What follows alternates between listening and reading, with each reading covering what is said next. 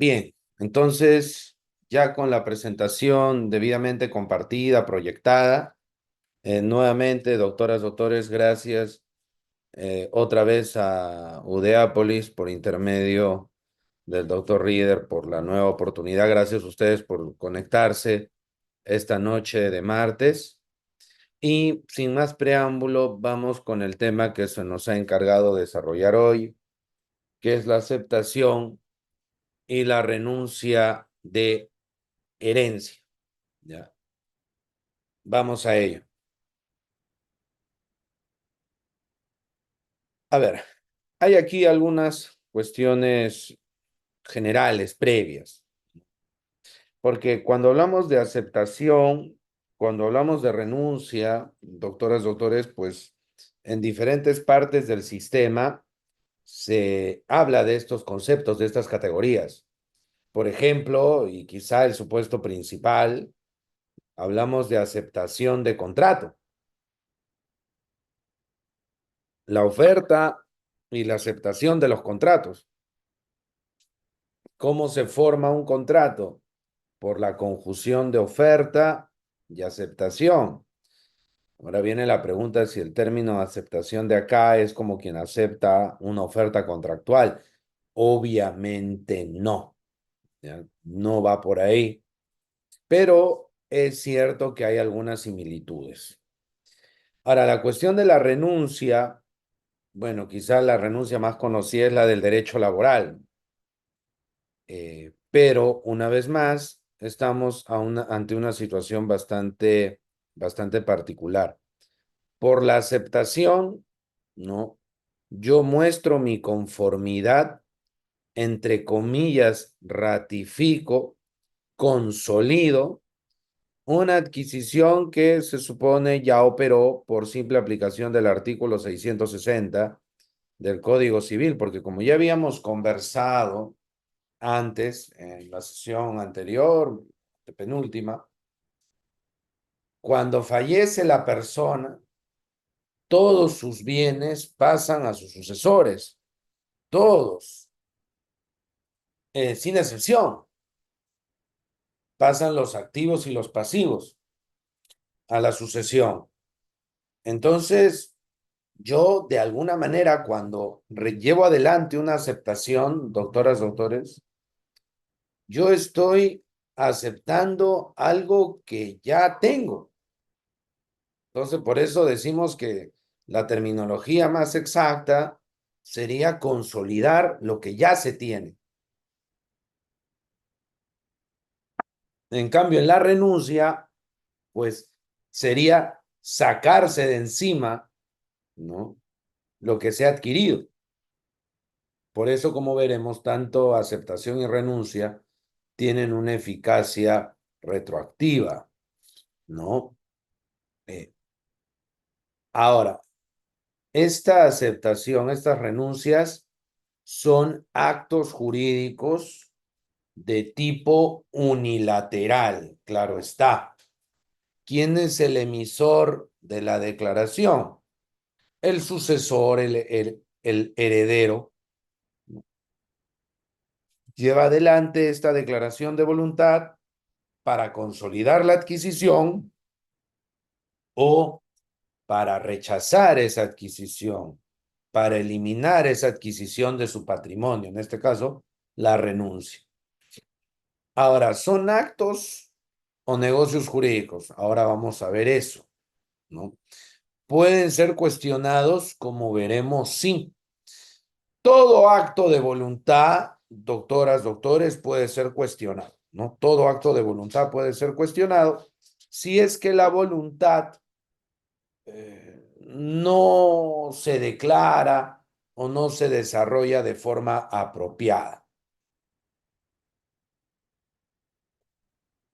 Entonces, en el caso de que la aceptación o la renuncia, doctoras, doctores, se hayan realizado con la voluntad viciada, pueden cuestionarse. Por ejemplo, ¿no? Se podría pedir eventualmente una anulabilidad inclusive. Entonces, cabe la figura de la impugnación, de la aceptación y la renuncia. No es muy usual, vamos a ser honestos, no es que haya jurisprudencia amplia sobre invalidez, nulidad, anulabilidad o ineficacia de aceptación de herencia o de renuncia de herencia. No lo hay. Pero sí es bueno dejar en claro que como acto de voluntad, si la voluntad está torcida, si la voluntad está viciada de alguna manera, ese aceptante o renunciante, ese sucesor, puede cuestionar la aceptación, puede cuestionar la renuncia. Imagínense que un sucesor, un heredero, renuncia pensando que hay más pasivos que activos. Dice, ¿para qué voy a aceptar esta herencia si es más una carga que un beneficio, ¿no? Están dejando demasiadas deudas. Yo no quiero saber nada.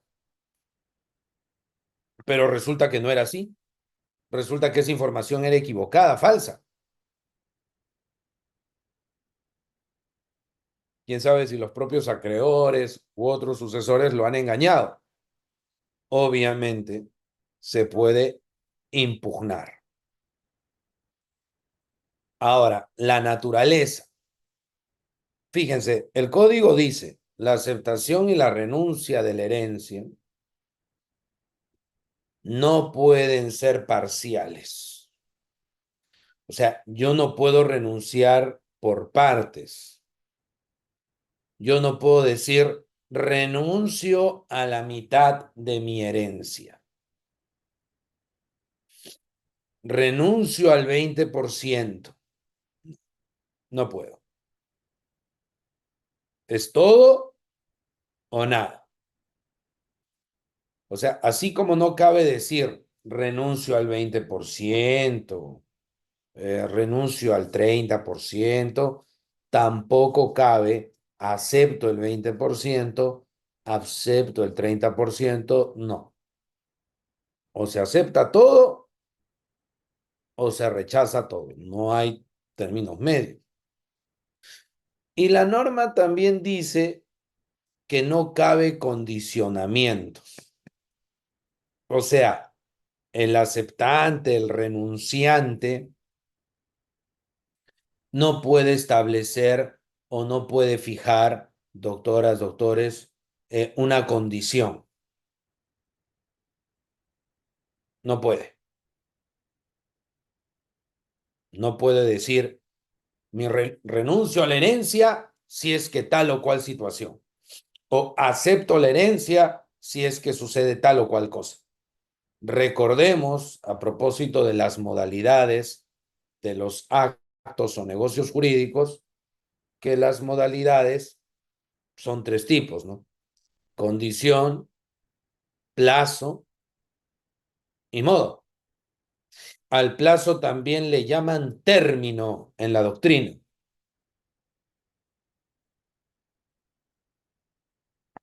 ¿Qué cosa es la condición? Es un hecho futuro e incierto. No, repito, es un hecho futuro e incierto. Mientras que el término plazo es un hecho futuro y cierto. La condición y el plazo son modalidades que tienen en común ser eventos del futuro, que todavía no suceden, que todavía no acontecen, aún no se verifican. ¿De acuerdo? Ahora, ¿dónde está la diferencia? En el margen de incertidumbre. En el término no hay incertidumbre, en la condición sí la hay. Entonces, por ejemplo, mira, voy a renunciar a la herencia si es que a mi esposa la ascienden en su puesto de trabajo. voy a renunciar a la herencia si es que a mi esposa le dejan a su vez tal o cual herencia, por ejemplo. Y de repente ahí hay un margen de incertidumbre, porque de repente ella pues no es heredera forzosa y va a depender si le dejan la porción disponible. Si la ascienden o no la ascienden, es un tema que va a depender, imagínense, de un concurso. Entonces hay un margen de incertidumbre. Eso es condicionar la renuncia. O sea que si yo me saco una beca para hacer mi doctorado en el extranjero, no necesito la herencia. Lo condiciono. Si me saco la beca, renuncio. No, no se puede. Tampoco puedo ponerle plazo. Voy a renunciar a la herencia, pero por mientras la voy a aceptar. De aquí a un año, renuncio a ella. Tampoco. Y la aceptación igual, no le puedo poner modalidades. No puede ser parcial. Y fíjense, son irrevocables. No me puedo arrepentir. Realmente, doctoras, doctores, la aceptación y la renuncia tienen bastante aproximación a la idea de acto jurídico en sentido estricto. ¿Ya? Brevemente nomás, doctores, porque no es el tema, ya de repente en alguna otra actividad lo trabajaremos aquí con Udeapolis, pero esto no es un curso de acto jurídico, o sea, no me puedo detener con amplitud, pero fíjense, ¿no? Lo que está en verde, acto negocio, ¿dónde está la diferencia? Para saber si la aceptación a la herencia o la renuncia a la herencia es un acto o un negocio jurídico. Bueno, como digo, de manera muy sintética, vale aclarar que varias de estas cosas se pueden encontrar, entre otros, en el quinto pleno casatorio civil, ya que ahí se han desarrollado algunas cosas relativas a esto. Bueno, a ver, el acto jurídico o acto en sentido estricto es aquel que, siendo voluntario, todos sus efectos, ¿no? Repito, insisto, aquel que siendo voluntario, todos sus efectos dependen básicamente de la ley, son asignados por la ley. No hay mucho espacio para efectos que dependan de la voluntad de las partes. El acto, siendo voluntario, toda su eficacia depende de la ley. Si bien, doctoras, doctores, todo efecto jurídico al final del día, ¿ya? Todo efecto jurídico al final del día depende de la ley, hay efectos, digamos, que se nutren enteramente de la ley y hay otros efectos que se nutren de la voluntad de las partes o de la voluntad del declarante. Por ejemplo, si yo le vendo un inmueble al doctor Reader, ahí puede haber un tema de impuesto de alcabala, ¿no es cierto? Ese es un efecto de la ley. El doctor Reader y yo no podríamos ponernos de acuerdo para no pagar impuestos. También hay un tema de renta. Es un efecto que deriva enteramente de la ley.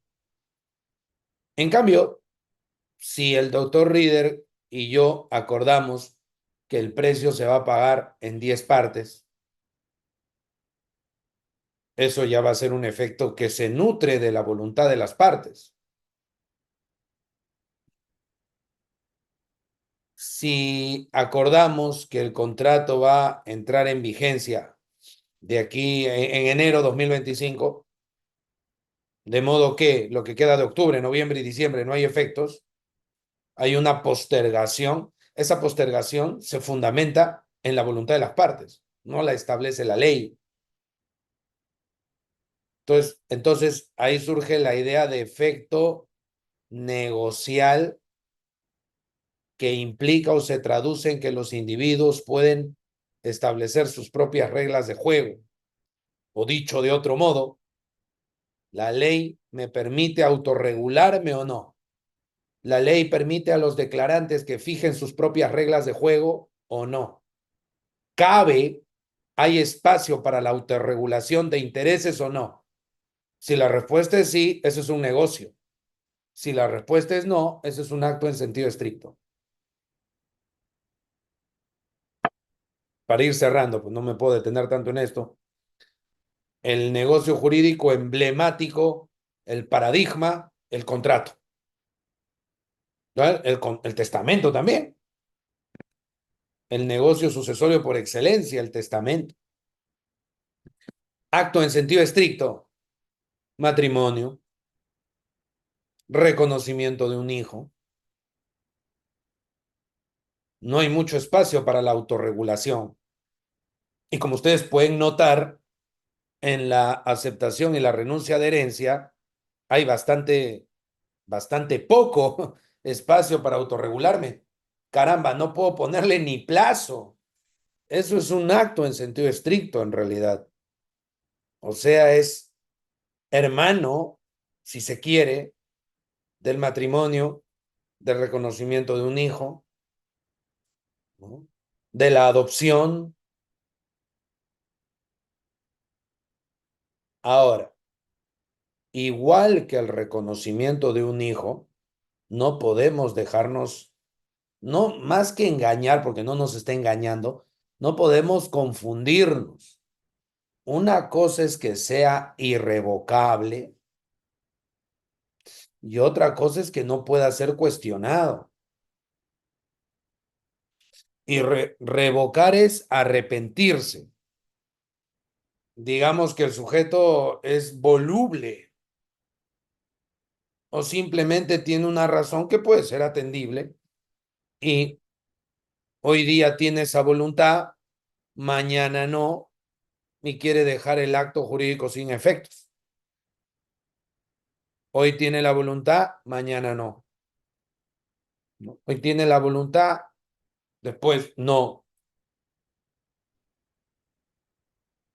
Entonces ahí, doctores, el sujeto, ¿ya? Eh, se desiste, se arrepiente, ya no quiere en la revocación lo que yo voluntariamente quise, ya no lo voy a querer, voy a pretender que ya no se continúe con el acto.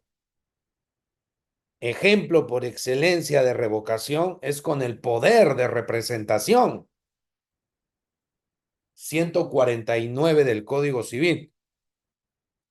El representado puede revocar el poder en cualquier momento.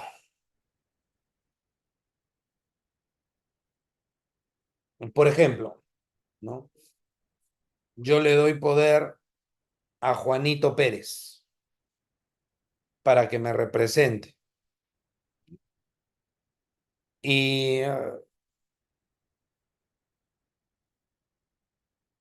queda en nada. No me gusta su desempeño como representante. Ya no quiero que sea mi representante para noviembre o diciembre. Lo cambio porque el poder es libremente revocable. Dejo sin efecto un acto de mi autoría y la ley me da ese derecho potestativo de dejar sin efecto ese acto de mi autoría, insisto. Otro ejemplo, el testamento. Revoco el testamento.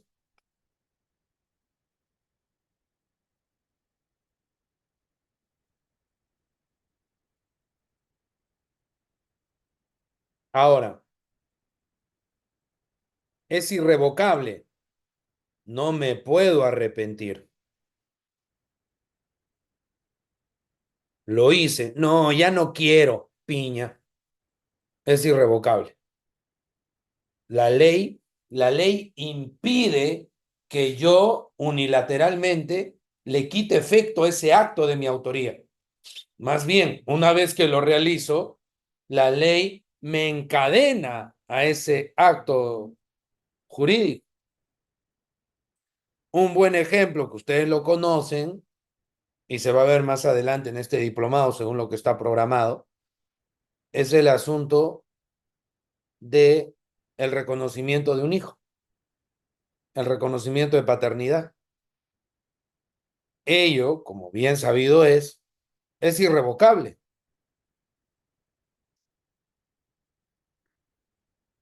Típico supuesto, ¿no?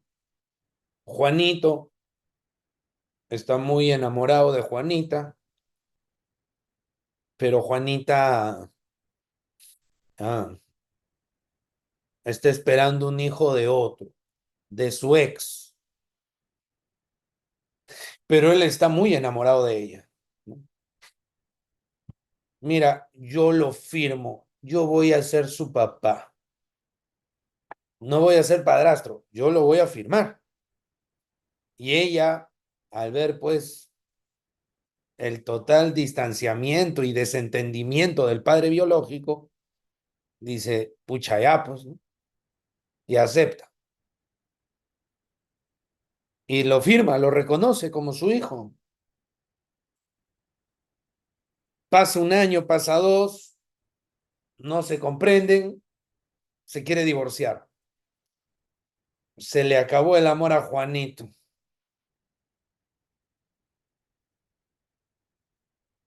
Y ahora Juanito dice, oye, ya no quiero saber nada de tu hijo. Voy a tramitar la revocación de ese reconocimiento. No se va a poder, porque es irrevocable, pues, doctores. Ahora, muy distinto es, y esto fue bastante conocido y difundido, muy distinto es el llamado caso Robotín. ¿Se acuerdan?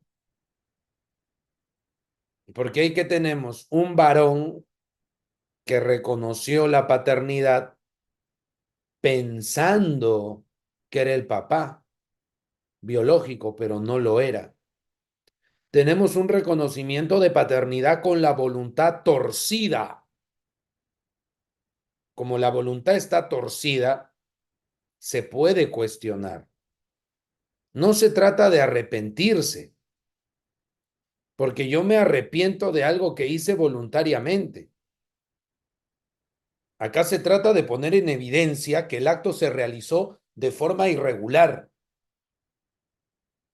Entonces es diferente. Aquí viene la figura de la impugnación de paternidad, que varios plenos en materia familiar lo han reconocido y bueno, la jurisprudencia también.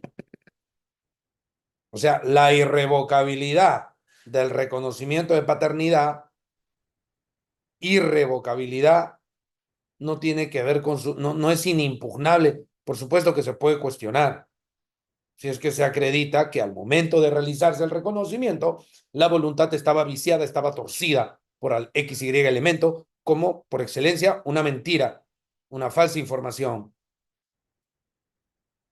Entonces, igual acá, la aceptación y la renuncia son irrevocables, pero no podemos pensar que son incuestionables o que son inatacables. Desde luego que se pueden atacar, desde luego que se pueden cuestionar, pero obviamente ese renunciante tiene que acreditar que su voluntad fue torcida.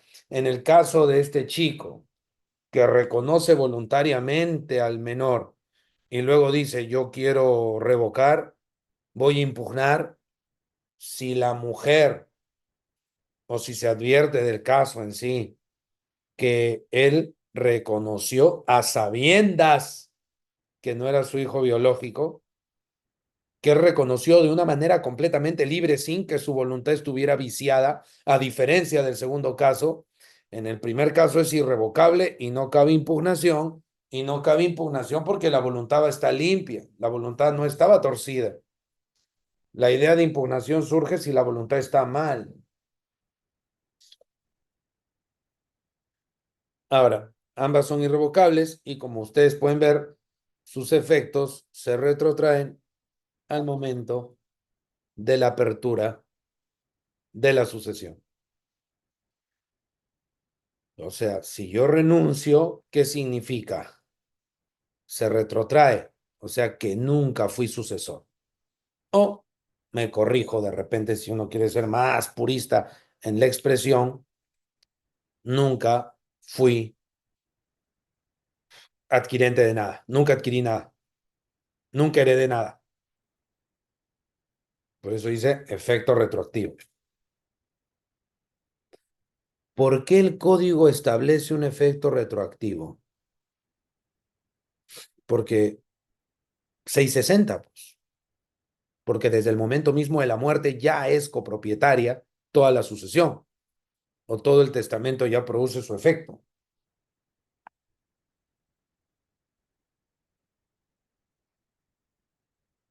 Bien, vamos avanzando, doctores. Aceptación. La aceptación expresa puede constar en instrumento público o privado. O sea, hasta ahí me da una forma libre. O sea, yo puedo aceptar la herencia, el ejecutor testamentario, el albacea, por ejemplo. Me puede decir, bueno, ¿cómo vas a hacer? No, sí, yo acepto. Ya. Por escritura pública tiene que ser, no, no, puede ser por correo. Voy a aceptar mi herencia por WhatsApp. Ya, ya está. O sea, es de forma libre. Porque fíjense, esto se ratifica más todavía cuando el código reconoce, valida la posibilidad de una aceptación tácita. ¿Ya? El código reconoce, valida, ¿ya? La posibilidad de una aceptación tácita. Ahí está.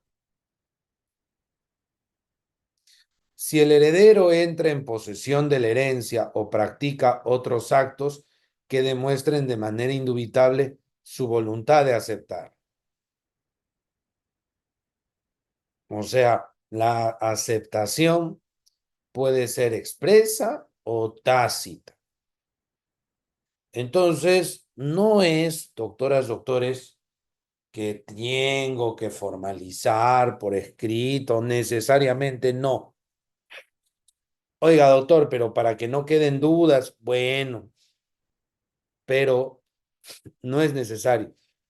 El código le permite al aceptante manifestar su voluntad de la forma que quiera, incluso de forma tácita. Ahora dice, no.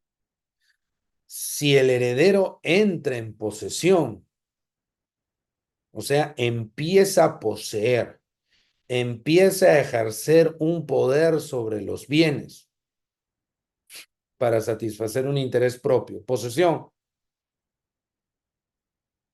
si hace eso, se entiende que está aceptando de forma tácita.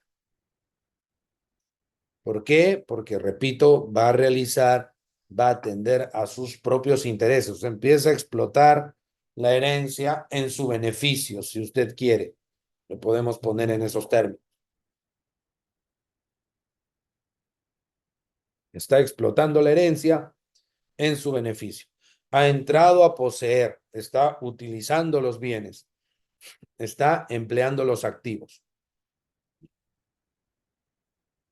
O sea, no ha dicho nada, simplemente está utilizando, está efectuando actos posesorios. Ya, ya. Aceptación tácita, con efecto retroactivo. O sea, dueño desde un principio. Recuérdese el efecto retroactivo, repito, recuérdese el efecto retroactivo. O sea, repito, insisto, dueño desde el comienzo, desde el mismo fallecimiento del causante. La herencia se presume aceptada cuando ha transcurrido el plazo de 3 meses. Si el heredero está en el territorio de la República. O de 6, si se encuentra en el extranjero y no hubiera renunciado a ella. Estos plazos no se interrumpen por ninguna causa. Repito, la herencia se presume aceptada cuando ha transcurrido el plazo de 3 meses. Si está en Perú. O de 6, si está en el extranjero y no hubiera renunciado a ella. Ya, a ver, doctores, ¿qué significa esto? El silencio como manifestación de voluntad. O sea, si el heredero, si el sucesor se queda mudo, oiga, ¿va a aceptar o no? Nada, no. Oiga, voy a pensar, voy a evaluar. No te estoy diciendo que no, tampoco te estoy diciendo que sí. Oiga, señor, su finada exnovia le ha dejado todo el tercio de libre disposición. Bueno, la verdad que como yo me separé de ella porque me engañó, no sé si aceptar. Bueno, piénselo, pues, evalúe.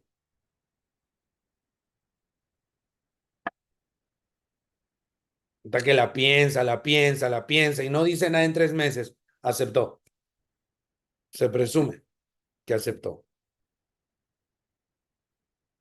Es una aceptación, si se quiere, por obra del silencio. Mm, Ahora, dice, se presume aceptada. Y al ser una aceptación, tiene los requisitos de la aceptación que ya vimos. O sea, ya no cabe arrepentirse. Ya no cabe arrepentirse. Salvo por ahí diga, no, me malinformaron, qué sé yo. Pero en principio ya no hay revocación. Ahora, fíjense, ¿no? El plazo es de 3 o de 6. Ahora, esta norma, el 673, no ha sido modificada hasta hoy, pero recordemos también que se hizo eh, en los años, bueno, fines de los años 70, inicios de los 80. Mm, Ya con la tecnología actual, la persona puede estar en Rusia, puede estar en Turquía, puede estar no sé, en Tailandia, y la comunicación es en tiempo real. 3 meses de diferencia, como si fuera más difícil ubicarlas o ubicarlos. Claro, la dificultad de ubicación era en esas épocas, en los 70s, ¿no? Incluso los 80s, pero ahora con la tecnología actual, como que esta diferencia, no voy a decir que no está vigente, porque el artículo, guste o no, está vigente, el 673. El 673 no lo ha cambiado ninguna reforma hasta el día de hoy. Ustedes entran al SPIG ahora y lo van a encontrar así. Pero eso no quita que nos preguntemos, ¿tiene sentido esta diferencia de plazo? Ahora, fíjense lo que se agrega. Estos plazos no se interrumpen por ninguna causa. Entonces, si usted quiere renunciar, lo va a tener que hacer en 3 o 6 meses. Si usted no quiere saber nada de esa herencia, tiene que actuar medianamente rápido, porque ese plazo no se va a interrumpir, dice, por ninguna causa.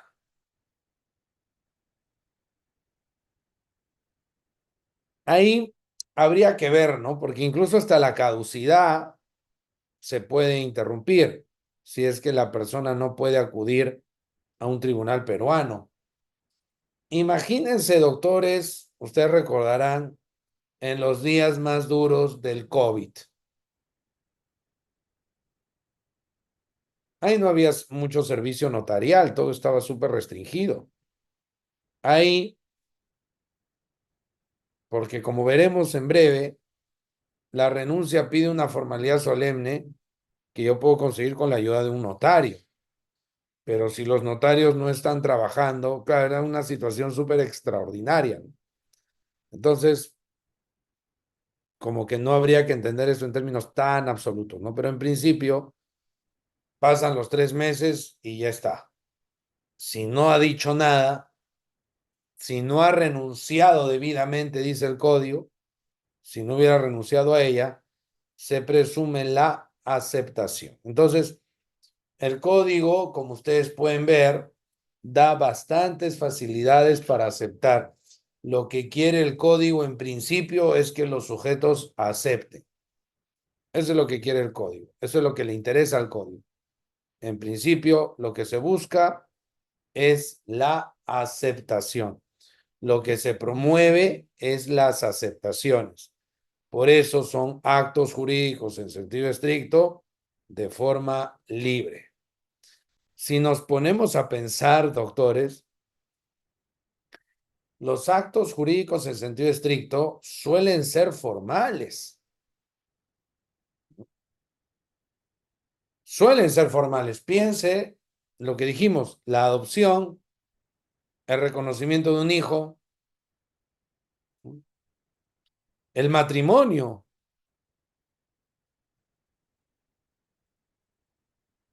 Son actos formales. Pero fíjense la aceptación. Hasta con el silencio se puede lograr, quedándose callado, ¿no? Una cosa muy peculiar.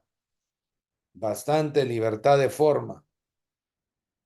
El código dice, no puedes ponerle modalidad, no puede ser parcial, es irrevocable, pero con la aceptación, toda la facilidad. O sea, el código en la medida de lo posible busca que los sucesores se queden con la herencia, en buena cuenta. Lo que busca el código es que los testamentos se cumplan en la medida de lo posible, que los beneficiarios se queden con lo que les toca. El código apunta a eso y más bien pone algunas trabas para aquel o aquella que quiera olvidarse, desentenderse, renunciar a la herencia que eventualmente se le atribuya, le toque.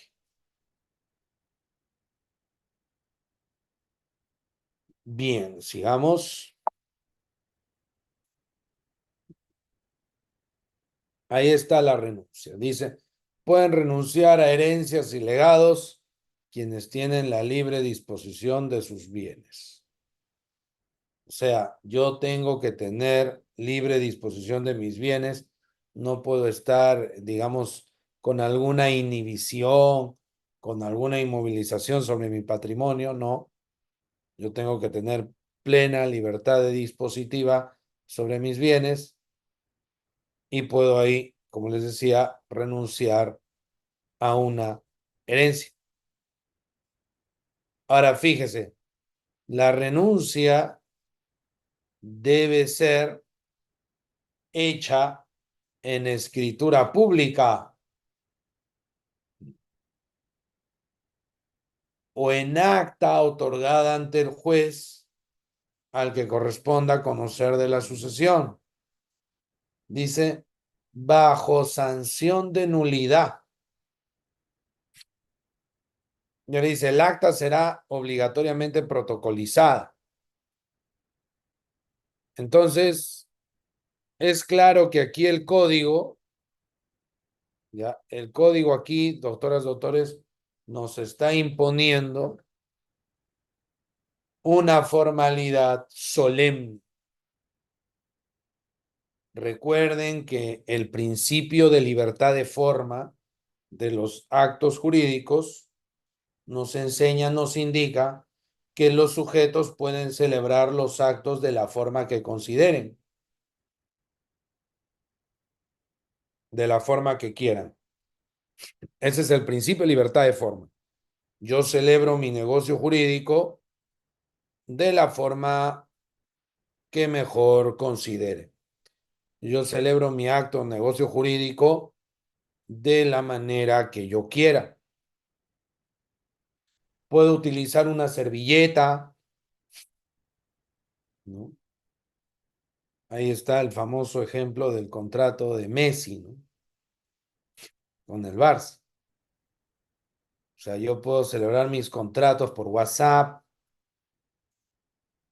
por IG, mediante un diálogo conversado por Zoom. Es la total libertad de forma. Sujeto libremente nomás elige la forma que quiera para celebrar su acto de negocio. Esa es la regla general que se estableció por vez primera de un modo amplio, enfático, en el Código de Napoleón de 1804. A diferencia de lo que ocurría en el derecho romano, ¿no? Que había bastantes formalismos porque era una realidad económica diferente, pero en un contexto o en una comunidad, sociedad, donde el mercado tiene un rol fundamental, donde el mercado tiene un rol crucial, lo que se exige es que las operaciones económicas se hagan con mayor facilidad, que las operaciones económicas puedan concretarse más y más rápido. Se trata de multiplicar la actividad económica. Es una exigencia natural del mercado. Y si el ordenamiento va a poner trabas para realizar transacciones con formalidades que pueden ser engorrosas, el mercado rechaza eso.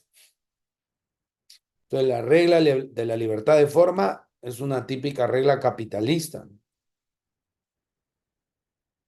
Y estableciéndose a inicios del siglo XIX, ya diversos códigos civiles hasta el nuestro lo han venido estableciendo. Ahora, si esa es la regla general, hay excepciones que confirman la regla, pues.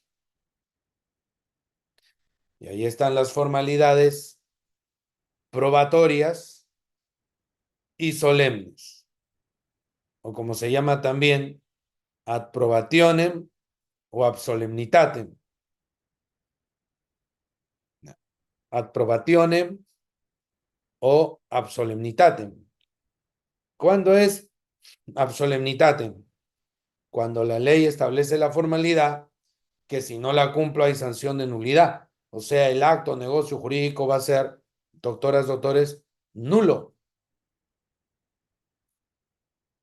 El acto o negocio va a ser nulo. Si es que no se respeta la formalidad, tiene que haber una sanción de nulidad. El código, doctoras, doctores, en eso es bastante explícito. Tiene que haber sanción de nulidad para hablar de formalidad solemne. Y si no hay sanción de nulidad, pues si no hay sanción de nulidad en buena cuenta, yo puedo celebrar el acto como yo quiera. Ya, yo puedo celebrar el acto como mejor me parezca.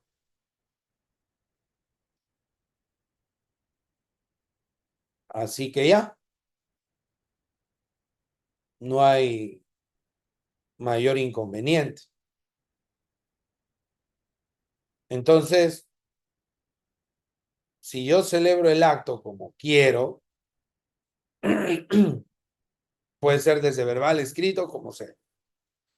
Pero si la formalidad, repito, es solemne, tengo que respetar la formalidad, si no el acto es nulo.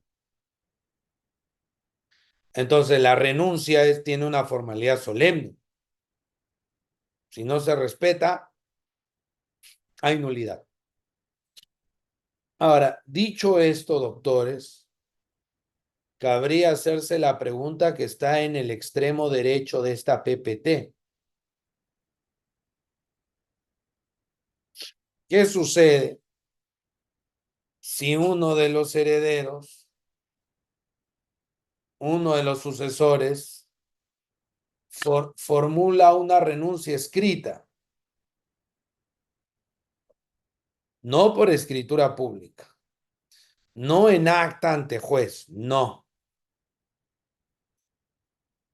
sino que es un documento simple, una carta particular, de repente con firma legalizada y nada más? ¿Qué se necesita? La escritura pública. Entonces, un sucesor, otro sucesor, otro heredero le dice, ¿no? Oye, una cosa, ¿qué? Mira, hagamos algo. Tú ya renunciaste, sí, pero has denunciado por documento privado. ¿Vas a renunciar por escritura pública? No, no quiero. ¿No vas a renunciar por escritura pública? No. Pero ya renunciaste, sí, pero me lo voy a pensar. No estoy muy seguro si realmente quiero renunciar. No, pero tú ya manifestaste tu voluntad en una comunicación, en una carta. Tú ya dijiste que no quieres la herencia. Y es más, no lo has dicho una vez, lo has dicho varias veces. Hay un acto, un acuerdo, qué sé yo, con todos los familiares. Ahí está, las firmas, huellas digitales, testigos. Sí, pero yo no voy a suscribir ninguna escritura de renuncia. No quiero, ya no. Mi esposa me dijo que no, así que ya, me arrepiento.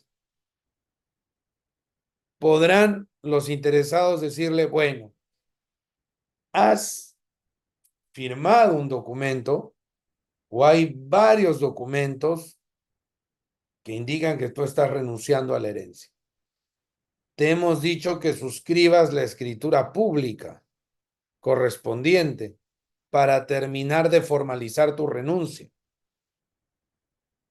No quiere, pregunta, ¿lo podrán demandar por otorgamiento de escritura pública? ¿No? Señor juez, que otorgue la escritura pública de renuncia a la herencia, porque ya en diferentes documentos lo ha hecho. Entonces no quiere, le hemos insistido en que eleve a escritura pública su renuncia, pero hasta ahora no lo hace. Y no solo ha sido una vez, señor juez, ha sido varias veces que le hemos dicho, y la verdad que son varias veces que él ha renunciado. Hay 2, 3 documentos donde él firma, declara que está renunciando y está por escrito. Solo que necesitamos, para perfeccionar, necesitamos que esa renuncia esté por escritura pública. Entonces, demandamos el otorgamiento de la escritura pública. ¿Se podría o no se podría? Bueno, pues una pregunta básica, simple, pero que igual vamos a analizar. Bien, entonces decíamos, ¿no? ¿Cabría la demanda de otorgamiento de escritura pública? Hay algunos interesados en que se concrete esa renuncia, pero solo está en documento privado, simple, que podría eventualmente tener firma legalizada, ¿eh? Pero, bueno, lamentablemente no quiere firmar la escritura. Es más, ya han coordinado con el notario, todo. El notario dice, acá está la escritura. Solo falta que venga a firmar. Entonces, ¿cabría? No, doctores. No cabría la demanda de otorgamiento de escritura, porque en esos casos, y esto ya lo dice también el noveno pleno casatorio civil, el acto nulo no me da derecho a pedir nada, precisamente porque es nulo, pues. Ya precisamente porque es nulo, yo no puedo pedir nada con base en un acto o negocio nulo. Repito, reitero, yo no puedo pedir nada con base en un acto o negocio nulo. Así que cuando yo le digo al juez, señor juez, yo solicito que le ordene al demandado que formalice su renuncia por escritura pública, el juez va a decir, pero tú me estás pidiendo algo con base en un documento que la ley sanciona con nulidad, porque al no cumplir la formalidad solemne, el acto es nulo. Y lo nulo no da derecho a nada, evidentemente. ¿De acuerdo? La demanda es improcedente, inclusive. Bien, sigamos.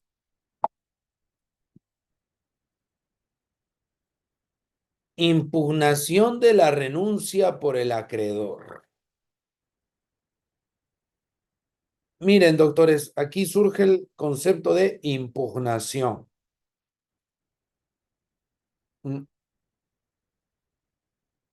El Código Civil habla o utiliza el término impugnación de manera también bastante imprecisa, ¿no?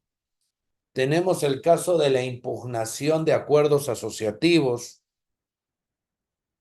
del artículo 92 del Código Civil, tema tratado con amplitud por el quinto pleno casatorio civil.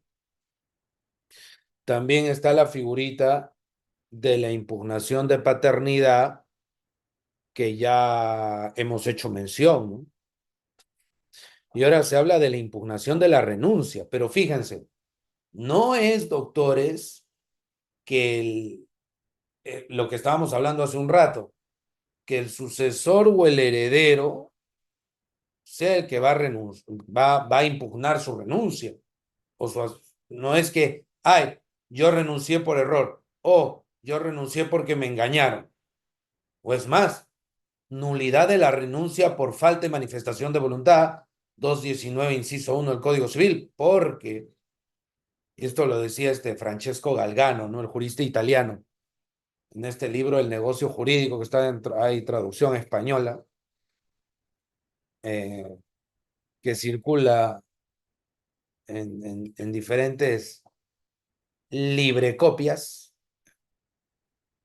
Ahí Galgano dice que el negocio jurídico con el acto jurídico se pueden relacionar por analogía. ¿Qué ocurre si yo soy un sucesor, un heredero, y unos delincuentes falsifican la renuncia? Evidentemente yo puedo pedir la nulidad de eso, pues, doctores. No, es que es irrevocable. Ya hemos dicho que la irrevocabilidad no tiene que ver con el otro cuestionamiento por ausencia de la voluntad. ¿De acuerdo? Entonces, esos son supuestos donde el mismo renunciante cuestiona. Pero aquí, doctores, el renunciante ha hecho bien su renuncia. Esa es la premisa. Esa es la premisa. El renunciante ha renunciado ejerciendo su libertad, su autonomía privada, y ha dicho, yo no quiero esto, y lo ha elevado a escritura pública. O sea, no hay vicio formal de ningún tipo. Pero ¿qué ocurre? Viene un acreedor. Oye, tú al renunciar me estás afectando, porque tú tienes deudas conmigo. Es más, tú estás renunciando, dime la verdad, dime la verdad. Tú estás renunciando porque tú no quieres que yo cobre, porque sabes que tú me debes a mí y que si tú aceptas la herencia, yo voy a atacar esos bienes, los voy a embargar, voy a solicitar medidas contra ese patrimonio, porque tienes deudas impagas conmigo. Por eso has renunciado. Y claro, el deudor dice, bueno, sí, pues obvio, ¿no? ¿Qué pasa si esa renuncia eh, es un elemento que coadyuva a que el acreedor no pueda pagar? el deudor, perdón, no pueda pagar.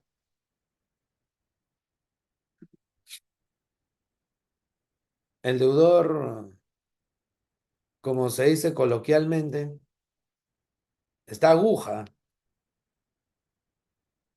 y tendría por esa razón que aceptar la herencia para pagar. Pero ese deudor, consciente de esa situación, dice, no, pues, ¿para qué voy a aceptar? Si finalmente se lo va a llevar otro, el acreedor. No, renuncio. Eso evidentemente perjudica el cobro del crédito, porque, repito, se supone que el crédito se iba a pagar con esa herencia aceptada. Entonces, doctoras, doctores, ¿qué ocurre en ese supuesto? El código le permite al acreedor impugnar la renuncia, logrando que su ineficacia, o sea, esto termina siendo como una acción pauliana sucesoria. El acreedor impugna la renuncia a la herencia de su deudor y la deja sin efecto. Ahora, yo qué más solicito, dice, ¿no? Si la renuncia causa perjuicio a los acreedores del renunciante, estos, los acreedores, se entiende, obvio, estos pueden impugnarla. Esto es lo que encontré. ¿Ya? Estos pueden impugnar dentro de 3 meses de tener conocimiento de ella. Como pueden ver, hay un plazo breve, 3 meses, para que sea declarada sin efecto en la parte en que perjudica sus derechos. Fíjense, la renuncia no puede ser parcial, como ya habíamos conversado. El código es claro. La renuncia no puede ser parcial. La renuncia es todo o nada. ¿De acuerdo? Pero la impugnación de la renuncia sí puede ser parcial. Porque imagínense, al acreedor le deben 1.000. La herencia que están dejando es de 5.000. Y el deudor renuncia a todo. El acreedor no va a conseguir que los 5.000 entren al patrimonio de su deudor, sino que solo entre 1.000, digamos. Por eso se dice que solamente en lo que atañe a su derecho, nada más, no otras cosas. Entonces, va a cuestionar la renuncia solo en lo que le perjudique, no en otras situaciones, doctoras, doctores. ¿Ya? Solo, repito, insisto, en lo que le afecte. Por eso dice, en la parte en que perjudica sus derechos. La herencia es 5.000. Ha renunciado a ella y a mí me debe 1.000. Perfecto, solo por los 1.000. Ahora dice, la resolución que declara fundada la demanda dispondrá la administración judicial o su venta en pública subasta para el pago de las deudas del renunciante. Ahí el demandante tendrá que definir, pues, qué cosa le va a solicitar al juez. Se entiende aquí como pretensión accesoria, porque la pretensión principal sería la ineficacia de la renuncia. Pretensión accesoria, la administración de los bienes o su venta para que se me pague la deuda. Dice el remanente, si lo hubiera, se transmite también al renunciante, repito. La renuncia es total, pero esta impugnación solo es parcial, hasta lo que sea estrictamente necesario para el acreedor. Si solamente es 1.000, los otros 4.000 no entran, no van a ingresar. Ahora, fíjense, esta demanda es una demanda puntual, ¿no? Y se tramita, se entiende de una forma sencilla a través del proceso sumarísimo, a través del proceso, doctoras, doctores, sumarísimo. Ahora, fíjense, ¿no? Esto tiene que ver con otros tipos de impugnación. La impugnación de paternidad busca su mera ineficacia. La impugnación del artículo 92 del Código Civil, lo que se trabaja en el quinto pleno casatorio, son temas de ineficacia. No, doctor, esos son auténticos temas de validez, no son temas de ineficacia. Pero aquí se utiliza el término impugnación para privación de efectos, no para invalidar.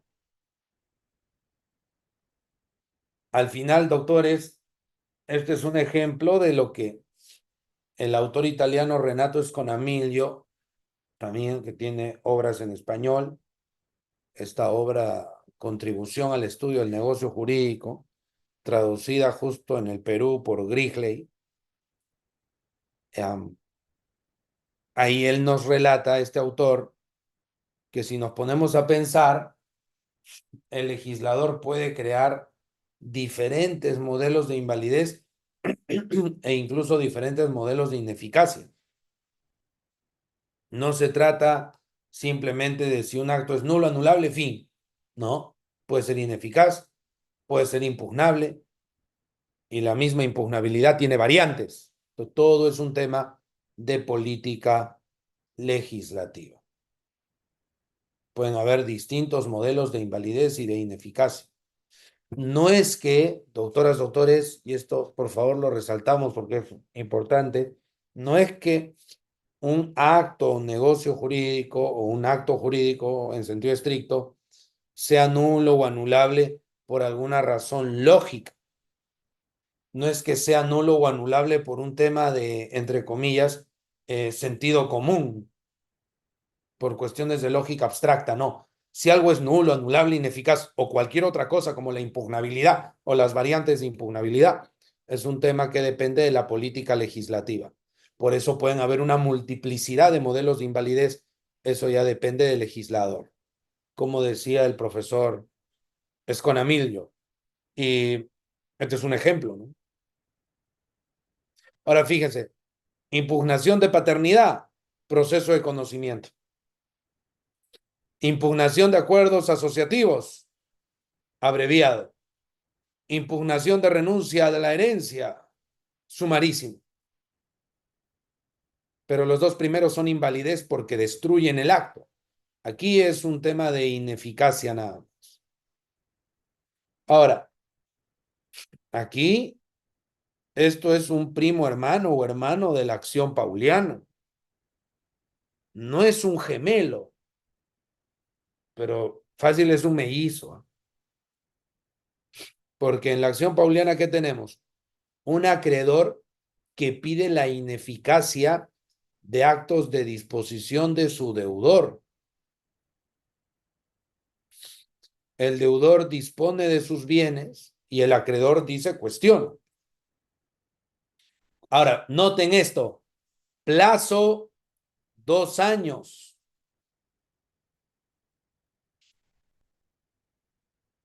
¿No? Ahora fíjense, si nos vamos a ver el artículo 195 del código, a ver si los que tienen su código a la mano nos acompañan un momento, o lo pueden ver en el SPIG. Miren, el acreedor, aunque el crédito esté 195 el código 195. Bueno, el al 195 lo reformaron, ¿no? El año 92. Así que no importa que su codiguito sea antiguo, normal, salvo que sea ultra antiguo, pero no creo. El acreedor, aunque el crédito esté sujeto a condición o a plazo, puede pedir que se declaren ineficaces respecto de él. Ahí está. Esto es sin efecto. Un acto del deudor sin efecto. 195, ineficaz. Lo mismo. Ya, que se declare ineficaces, ¿qué, doctor?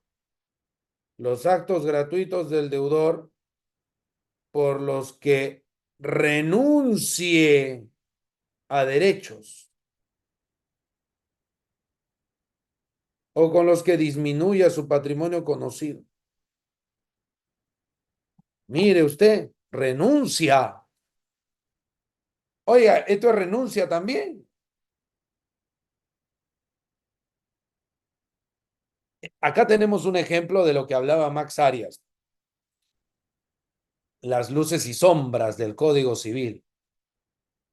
Es un libro clásico que salió casi, si no me equivoco, por los 10 años del Código.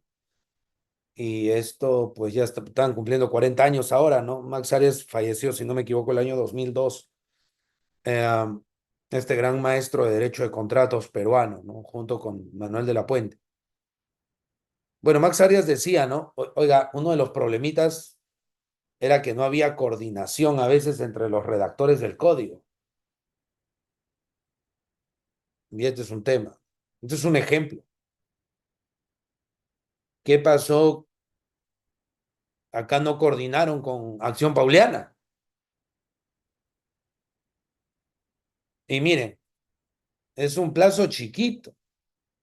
3 meses. La Pauliana, ¿cuánto?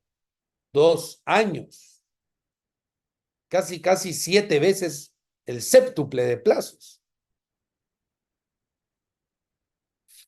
Ahora, obviamente, viene la gran pregunta. Doctor, doctora, ¿no? Porque a eso me adelanto, ¿no? Pues probablemente la gran pregunta de esta reunión. Doctor, se me pasó el plazo de los 3 meses. No te preocupes, lo meteremos como Pauliana del 195 porque ahí el plazo es 2 años. ¿Se podrá? Difícil, doctoras, doctores, si tienes en cuenta lo que dijo el quinto pleno casatorio civil sobre el criterio de especialidad. Porque cuando el demandante diga, señor juez, acción pauliana, ¿qué va a decir el demandado? Excepción de prescripción o caducidad, señor juez, porque ya volaron los 3 meses.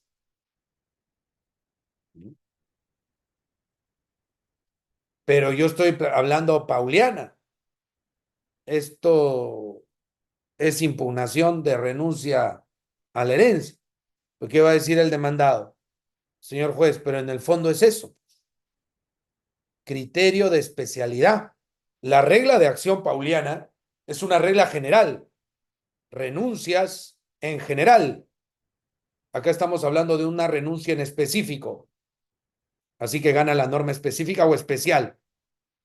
Porque habría una antinomia.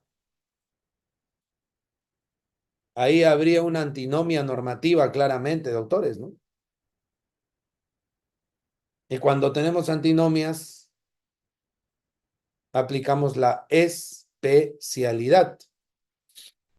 Así que tendría que declararse fundada. Oiga, el juez tendría que decir, oiga, señor, usted en el fondo lo que pretende es una impugnación de la renuncia del acreedor y el plazo ya voló.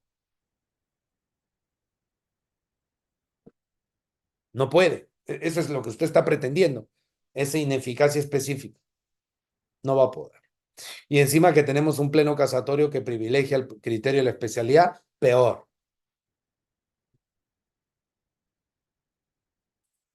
Vamos avanzando, doctores.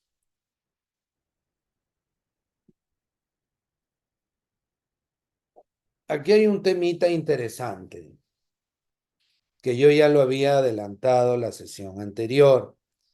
Y fijémonos, doctores, cómo los diferentes temas se relacionan entre sí. O sea, yo no puedo ser, o sea, claro, la especialidad, por supuesto que es saludable, pero en exceso también es mala. O sea, fíjense cómo yo no podría entender al derecho de sucesiones cabalmente sin tener en cuenta temas de acto jurídico. Acá se los estoy demostrando. No puedo. Y obviamente manejar acto, negocio jurídico solamente, y me olvido de otras ramas del derecho civil, me da una visión sesgada y parcializada del radio de acción de las normas. Entonces aquí ya vamos a ver dentro de la lógica de nuestro código, ya no a las sucesiones con el acto, negocio jurídico, sino a las sucesiones con las obligaciones. Ya no vamos a hablar del libro segundo, sino del libro sexto. Es lo que yo les había dicho, doctores, hace unos días, en función del artículo 743 del Código Civil.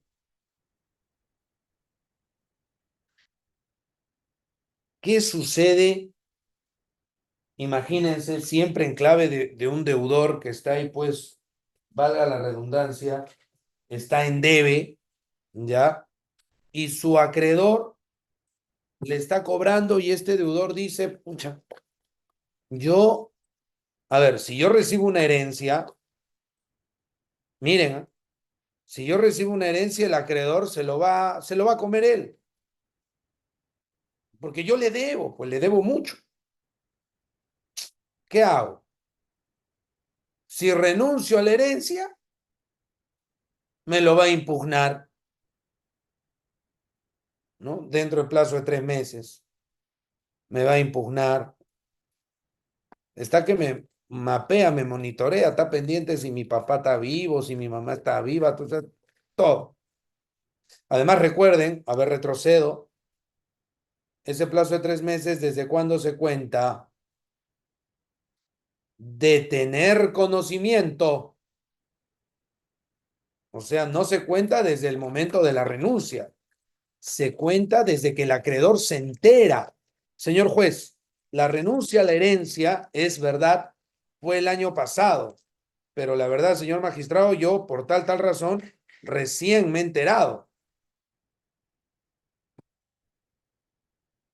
Evidentemente, doctoras, doctores, el punto de referencia es desde que se entera. Entonces, el deudor dice, o sea, si yo acepto la herencia, van a cobrar. Si renuncio a la herencia, también van a impugnar y van a cobrar. ¿Qué hago? Ah, ya sé. Le voy a decir a mi causante, a mi papá, mi mamá, mi abuelo, mi abuela, dependiendo del caso, ¿no? Esposo, conviviente. Oye, ¿sabes qué? Desherédame. Supongamos que el deudor es un heredero forzoso. Oye, desherédame. Y el causante, oye, ¿estás loco? Es que si no me desheredas, el acreedor se lo va a comer todo. ¿Qué? ¿Estabas endeudado? Sí. Ah, pero renuncia, pues. No, porque si renuncio, me lo van a impugnar. Oh, y si acepto, también me van a agredir. Lo único que queda es que me desheredes. Oye, pero no hay causal de desheredación. Tú hazlo nomás. Finalmente, el que puede contradecir solo soy yo y yo no voy a contradecir. Ah, está buena, ¿eh? Buena salida, está bien. Entonces, no va a haber renuncia a herencia, va a haber una desheredación.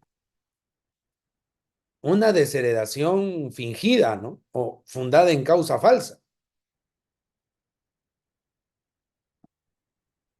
Ustedes ya saben, doctores, que la desheredación que se sustenta en causa falsa es anulable,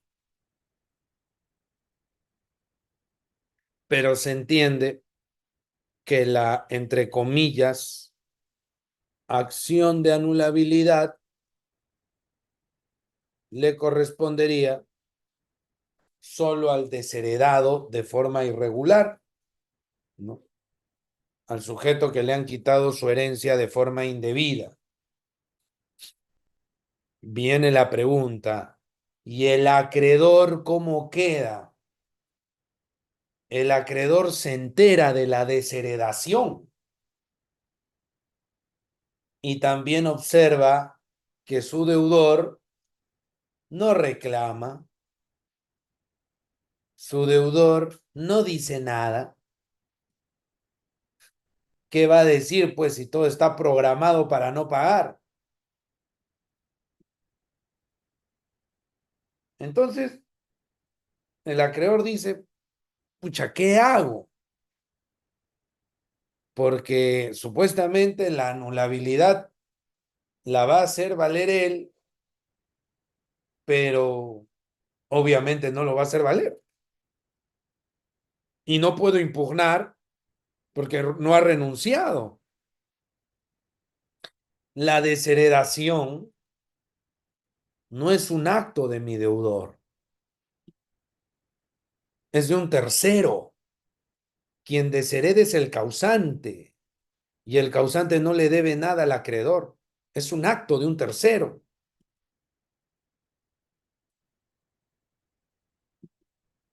Entonces, va a venir al rescate la acción subrogatoria, que no está en el libro de sucesiones, obviamente, que no está en el libro de acto jurídico tampoco, sino que está dos libros más adelante en el libro sexto de las obligaciones. Dice el inciso 4 del artículo 1219 que en virtud de ser acreedor, que se tiene la facultad de ejercer derechos del deudor. Miren, miren, ejerzo derechos de mi deudor, sea en vía de acción o para asumir su defensa, con excepción de los que sean inherentes a su persona, o sea que por naturaleza del derecho, solo él puede hacerlo valer y nadie más, o cuando lo prohíba la ley. El acreedor para el ejercicio de los derechos no necesita recabar autorización, pero deberá hacer citar a su deudor. Lo que le va a quedar al acreedor, doctores, es la subrogatoria. Ese derecho de anulación del 743 también lo puede ejercer el acreedor.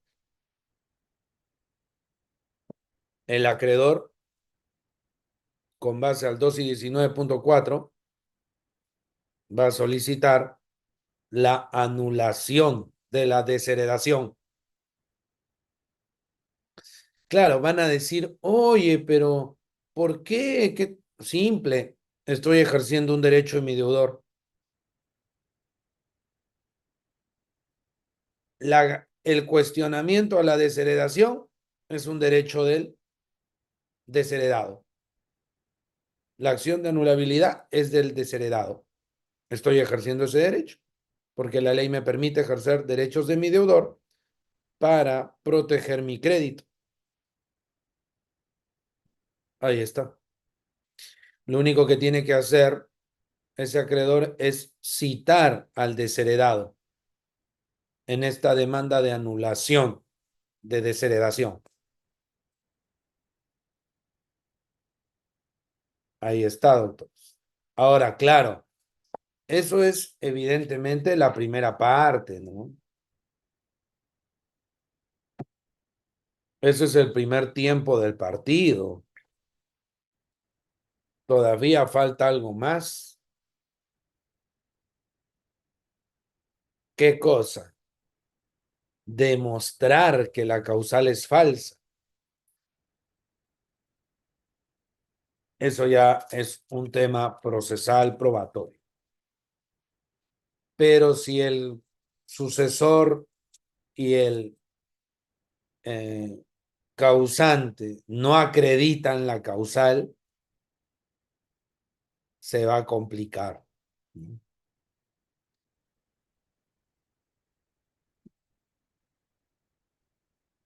Bien, ya entrando a la última parte, doctores, el código nos dice que no cabe aceptación ni renuncia de herencia futura. No hay aceptación ni renuncia de herencia futura. Ahora viene la duda, ¿no? Pero ¿qué sucede si se realiza? ¿Qué sucede si de todas maneras renuncia a la herencia estando vivo el causante? Por eso dice herencia futura. Simple, es nulo. Nulo por violar el orden público o por un tema de imposibilidad jurídica, porque si ya la ley me dice que no se puede y yo intento, tendría un acto negocio jurídico que es imposible en su objeto. Entonces, esa renuncia, esa aceptación sería nula. Entonces, imaginemos, doctores, por X, Y razón, la persona renuncia a una herencia, eh, pero la persona aún no está muerta, el causante no ha muerto aún, pero renunció por escritura pública, imagínese, por una confusión, porque falleció el homónimo,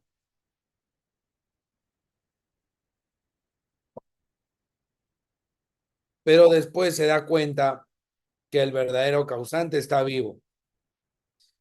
Pero poquito después ese causante, el verdadero, muere. Y algunos quieren hacer valer la herencia anterior, la renuncia a la herencia anterior. No, porque sería como una renuncia a herencia futura. Así que sería nulo, y ya saben, lo nulo no produce mayor efecto, lo nulo no vincula, no, lo nulo no genera ninguna vinculación, ninguna responsabilidad. El derecho de aceptar o renunciar a la herencia se transmite a los herederos, o sea, los sucesores del destinatario, del sucesor inicial, digamos, del heredero, sus propios sucesores pueden aceptar o renunciar a la herencia. En tal caso, dice, el plazo del 673 corre a partir de la fecha de la muerte del primer llamado. A ver, ¿qué pasa? Fíjense, estando 2 meses de recibir la noticia del fallecimiento y recibir la noticia que le toca una herencia, Juanito está en el Perú, son 3 meses que tiene para renunciar y a los 2 meses fallece. ¿Qué pasa con los sucesores? Dice, ese plazo de 3 meses o 6 meses se empieza a contar a partir de la fecha de la muerte del primer llamado. O sea, esos 2 meses no se van a contar. Se vuelve a contar otros 3 meses. Ojo, porque los plazos de 3 o 6 meses del 673 se cuentan de nuevo luego de la muerte del primer llamado.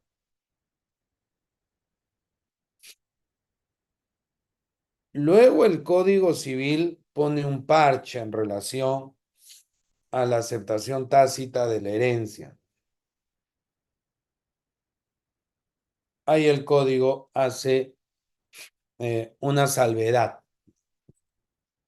Dice, los actos de administración provisional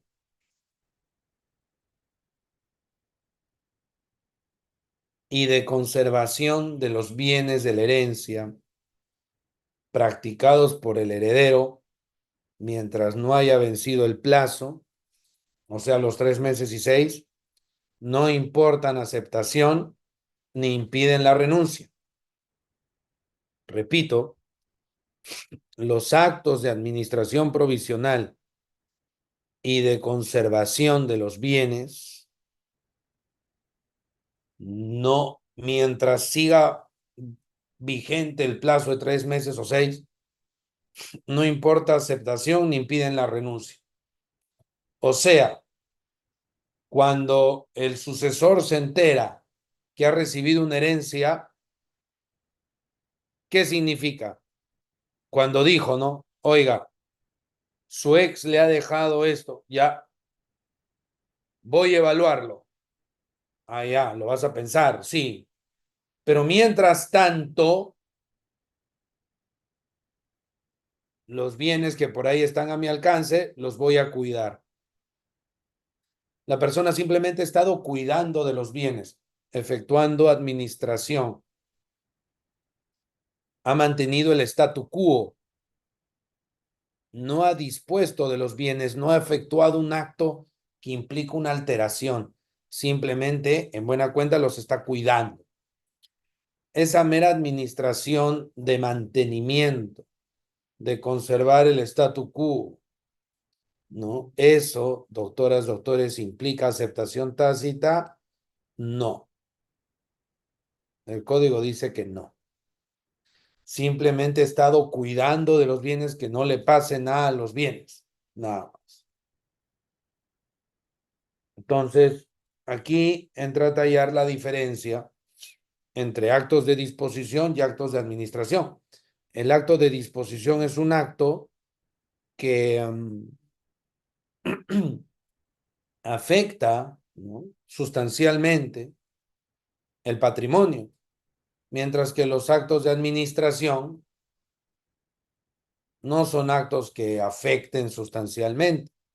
Los actos de administración, doctoras, doctores, son actos de conservación o mantenimiento del statu quo. Es realizar con los bienes actos normales o inherentes a su naturaleza, comunes.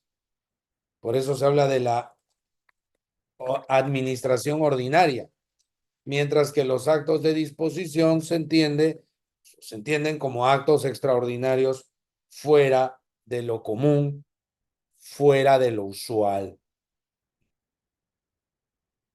Entonces, si yo simplemente he realizado actos de administración, básicamente, repito, cuidar del patrimonio porque ha estado a mi alcance los bienes, eso no significa que yo ya acepté. Igual estoy legitimado para renunciar. y puedo yo igual realizar mi aceptación luego de un mes, 2 meses. Si estoy en el extranjero, de repente estoy coordinando el cuidado o la administración de los bienes durante 3, 4, 5 meses. Y luego al mes 6 puedo decir, mejor renuncio. Oiga, no, porque la aceptación es irrevocable, pero ¿cuál aceptación? Yo simplemente estuve cuidando los bienes. Administración.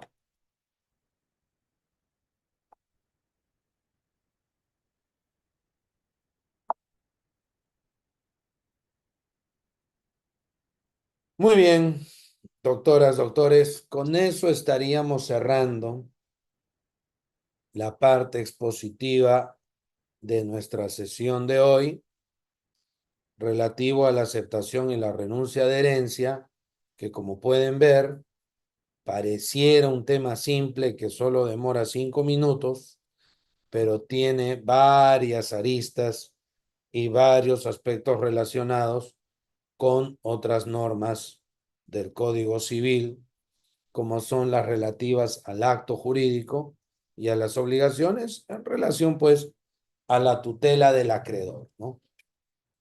Entonces, sin más, doctores, le doy pase al doctor Reader para ir entrando a la ronda de preguntas. Muchas gracias. Muchas gracias, doctor, y gracias a cada uno de nuestros participantes. Ya saben, la prioridad se le va a dar a los que hayan estado con cámara activa desde el inicio. Por favor, estimados colegas, levantan su manito y yo ya estoy viendo quién ha estado con cámara activa desde el inicio. Por ahora, doctor, vamos a leer lo que es el chat. ¿Está bien, doctor? Mientras levantan su manito los que han estado durante toda la sesión Perfecto. con cámara activa.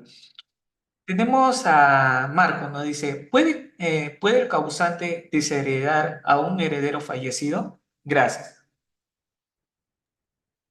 Gracias por la pregunta. Eh, si ya falleció, no lo puedo desheredar y ya carecería de objeto la desheredación porque en la representación sucesoria entran los sucesores del desheredado. Y si el desheredado fallece, también entran sus sucesores por la representación, insisto, ¿no? Entonces, no tendría mucho sentido y el efecto práctico de ello ya se logra con la desheredación, perdón, con la representación sucesoria. Gracias. Muchas gracias, doctor. Sofía, tú que has estado con cámara activa durante toda la sesión. Adelante, por favor, una pregunta. Gracias. Buenas noches, doctor. Buenas noches con todos los presentes. Mi pregunta es la siguiente. Doctor, ¿es posible contabilizar el plazo de la impugnación de la renuncia a la herencia desde su inscripción en el registro de esta renuncia, pese a que el acreedor alegue que él no tuvo conocimiento de su inscripción, entendiendo ello por el principio de publicidad registral? Sí, gracias, doctora Sofía, por la pregunta. Bueno, lamentablemente a esa persona se le va a complicar por el artículo 2012 del Código Civil, ¿no? Se presume que todos tenemos conocimiento del registro público. Entonces, un poquito difícil, no, yo no sabía, no, yo no conocía, no, se me complicó que esto, que el otro, no, es complicado, es difícil alegar contra la presunción del 2012 que encima tiene fama de ser una presunción iure de iure, ¿no? Gracias por la pregunta, doctora. Gracias, doctor. Tenemos otra pregunta de Marco Antonio. No, ya está. Marco Antonio Amancio nos dice, ¿es aplicable cuando hay un testamento? ¿Esto se aplica a sucesión intestada? Gracias. Gracias por la pregunta. Sí, aceptación y renuncia es tanto para sucesión intestada como intestada. O sea, yo puedo recibir la herencia de una u otra forma y la puedo aceptar como rechazar. Recordemos que si hay un testamento, este cobra eficacia al momento del fallecimiento y si no hay testamento, se abre la sucesión intestada, entre comillas, con el fallecimiento también. Gracias por la pregunta. Muchas gracias, doctor. Nos dice Carlos Valle. En caso de herencia por representación, ¿también puede renunciar? Gracias. Sí, por supuesto. El representante sucesorio también puede renunciar y si ya no hay más, pasa al siguiente heredero o se reparten entre los demás herederos forzosos. No, eso no es muy usual, pero sí es posible. Gracias. Muchas gracias, doctor. Nos dice, ¿y cuando se demuestra desde cuándo se tiene conocimiento? Gracias. Va a depender mucho del caso por caso, ¿no? Puede ser, me enviaron esta carta notarial, me enviaron esta comunicación y allí yo tomé conocimiento. Entonces, las formas son diversas a través de esta publicación de redes sociales, en fin. El tema está que yo le demuestro al juez que de una u otra manera, en cierto momento, tomé el conocimiento y a partir de ahí se computa. Puede ser variado. Podríamos hablar hasta inclusive de testigos, ¿no? Gracias por la pregunta. Gracias, doctor. Nos dice Walter, ¿la renuncia tiene que realizarse en una notaría siempre? Gracias. No, porque también puede ser, como hemos visto, por el juez de paz, si es que no hay notario en la localidad, ¿no? Pero sí tiene que, como dice el código, tiene que protocolizarse necesariamente. No puede quedar en un documento simple. Si quedara en un documento simple, tendríamos una nulidad. Gracias. Muchas gracias, doctor. Tenemos también otra pregunta de nuestro participante porque por chat no tienen cámara. A ver, justo por aquí estaba leyendo. Un momento, doctor. Ya, ahí está. Nos dice Jan Luna. Doctor, buenas noches. ¿La renuncia de herencia se da antes de iniciar la sucesión intestada o después de ello? Gracias. Gracias. Sí, como habíamos mencionado, no cabe la renuncia a la herencia futura, así que si la sucesión no se abre porque el causante está vivo, no cabe renuncias ni aceptaciones de nada. Gracias. Muchas gracias, doctor. Nos dice, ¿cuál es la acción a plantear la nulidad del acto jurídico que usted mencionaba, doctor? Gracias. Perdón, Ride, ¿puedes repetir la pregunta, por favor? Sí, doctor. Nos dice John Lazo, Tejada. ¿Cuál sería la acción a plantear nulidad del acto jurídico? Sí, claro, se pide, se presenta o se plantea como pretensión principal la declaración de nulidad de acto jurídico. Esa es la pretensión de la demanda. Gracias.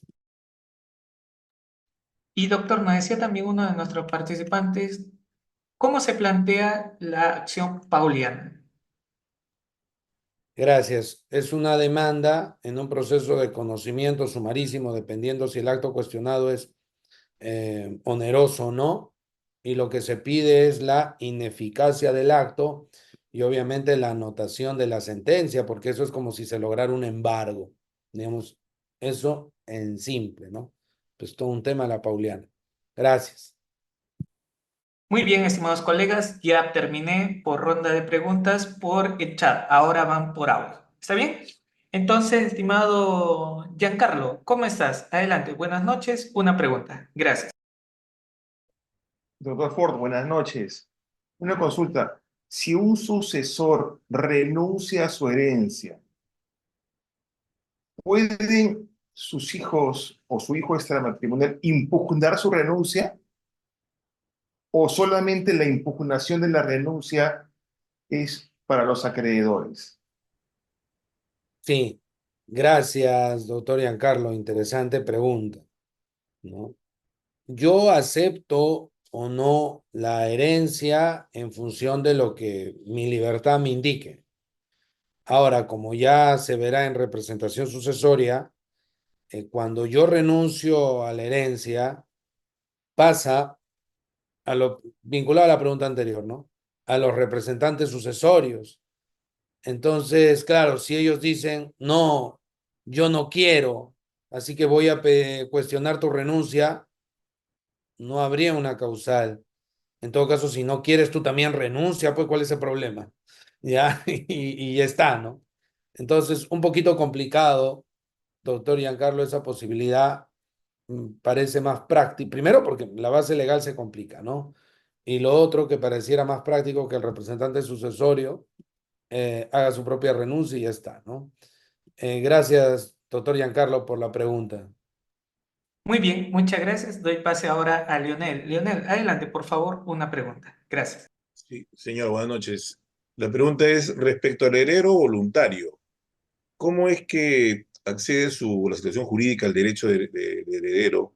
¿Se hace vía un testamento, es testamentario? ¿O si no hay testamento y no hay forzosos, el voluntario pide la adopción intestada del causante? Gracias, doctor, por la pregunta. Bueno, como vimos, y ya, bueno, sale un poquito del tema de hoy, pero igual lo contestamos. Los herederos, en general, son los que se dirigen o pueden plantear la sucesión intestada, no cualquier tercero o extraño.